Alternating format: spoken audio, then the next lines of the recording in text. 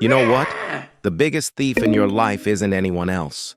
It's your habit of saying, I'll do it tomorrow. Let me tell you how it stole almost all of my youth. Have you ever curled up in your blanket like a human sushi roll, holding your phone shining like a car's headlight, scrolling until your wrist aches? Oh my The screen's God! glow hits your face, your eyes turn red, and your mind fills with endless clips. And suddenly, you freeze. Wait, what am I even doing with my life? A slap of clarity right in the middle of a cheap dopamine high. A brief flash of awareness, like when you suddenly wake up at midnight realizing you forgot to charge your phone. Then you lie back down and keep scrolling. How many times have you said, I'll do it tomorrow, but your tomorrow seems stuck somewhere between next week and next year?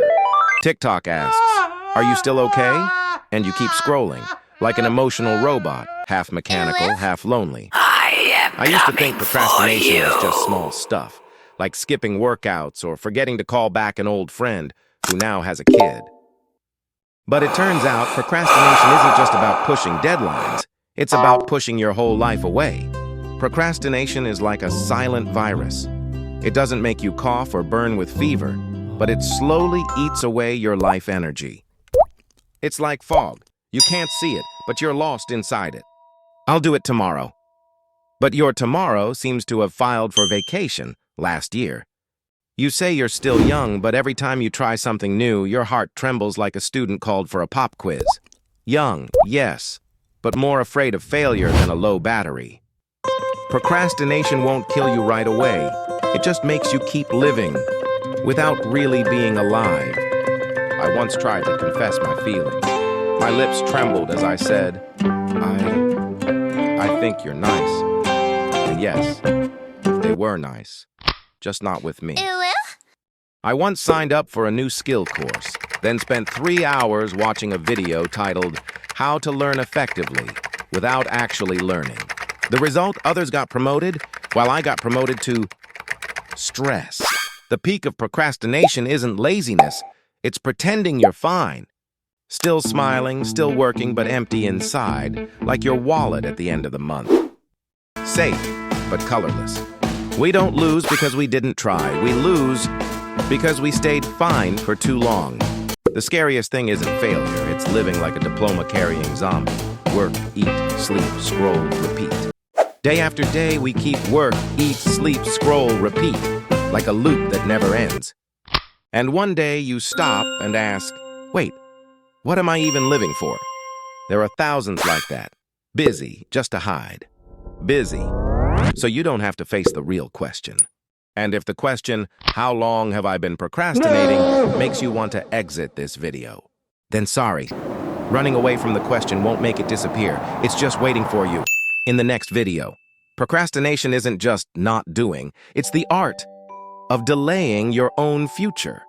A plan left undone, a dream left unchased, an apology left unsaid. Together they build the wall of I'll do it tomorrow. That mythical tomorrow, no one's ever met it. It probably shares a room with when I'm ready. I'm not writing this to teach anyone, but because I've been there, that gray fog between fine and alive. Sometimes, one moment of honesty is enough to change your whole direction. The future isn't somewhere far away. It begins the moment you stop saying, maybe tomorrow. You say, I'm thinking carefully. But really, you're just afraid of rejection. You say, I'll start when I feel motivated. But your motivation is stuck at the airport, and you're still waiting at gate tomorrow. You stay busy to avoid real work. Checking emails, researching, making super detailed plans. Sounds professional, but really you're just dodging deadlines, elegantly. Every time you feel empty, you open Netflix. Just one episode. 4 hours later, the credits roll. But you still haven't rolled your work forward. Procrastination isn't always lazy. Sometimes it's just pretending to be busy. Procrastination doesn't make you fail instantly. It eats you away slowly, like ice cream melting drop by drop, until one day there's nothing left. It drains your soul's battery. The light is still on, but the battery's already red. You say, I'm just waiting to be ready. 6 months later, you're still getting ready to get ready. While others mess up, fix it, and move forward, you're still customizing your character skin. You're not less capable. You just don't believe you have the right to be wrong, and you call that self-improvement. Meanwhile, successful people are just highly productive mistake makers. I used to think that to escape procrastination, I had to become the 5 a.m. version of myself. Wake up early, meditate, drink lemon water, and talk to the universe. 3 days later, I was back, talking to my blanket. No one runs a marathon by yelling at themselves every morning. To truly change, you have to be gentle with yourself, not beat yourself awake. I started over with something so small it felt silly, folding my blanket. Not to save the world, but to remind myself, I still have the right to start again. No need to wait for energy. No need for a 100-step plan. Just do one small thing to remind your brain, I'm living intentionally again. The character stands before a mirror, red light reflecting.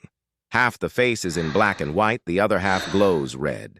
Expression calm and aware, accepting, not judging. The character sits at a desk, writing with a red pen.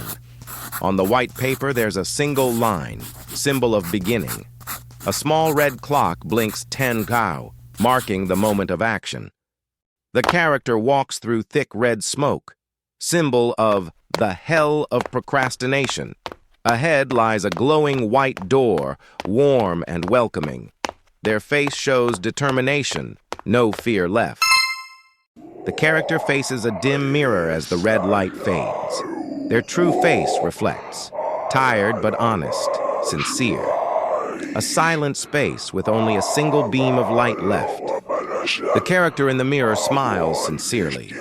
Soft red light spreads out like a small heart. Warm, black, white, red tones fill the calm scene. The character holds a phone. On the screen appears Universe Busy. They wear a half smile, half sigh expression, realizing something true. The tone is subtly humorous yet sincere. The character suddenly stands up from the chair. Red light intensifies around them. The white background brightens, symbolizing real action. The character leaps onto a red Uber driving through a white background. Behind them, a suitcase falls, symbol of old burdens. Red light blends into white, open ending, freedom, authenticity. The character scrolls on their phone. Finger suddenly stops. A flashing red stop scrolling appears on the screen. Expression, surprised, then amused. The character holds up their phone, ready to tap save, but suddenly laughs. A small red thought bubble appears above their head, symbolizing not this time. The white background glows softly, suggesting release and freedom.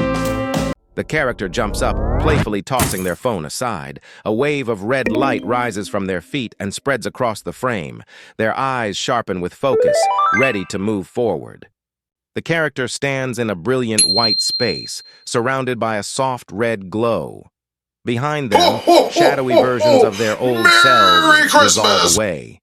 They smile and reach forward, grasping the light. The character runs toward a glowing red horizon that slowly turns pure white. Each step leaves behind a thin red trail, a mark of real action. At the end, they laugh, look back at the viewer, and vanish into the light.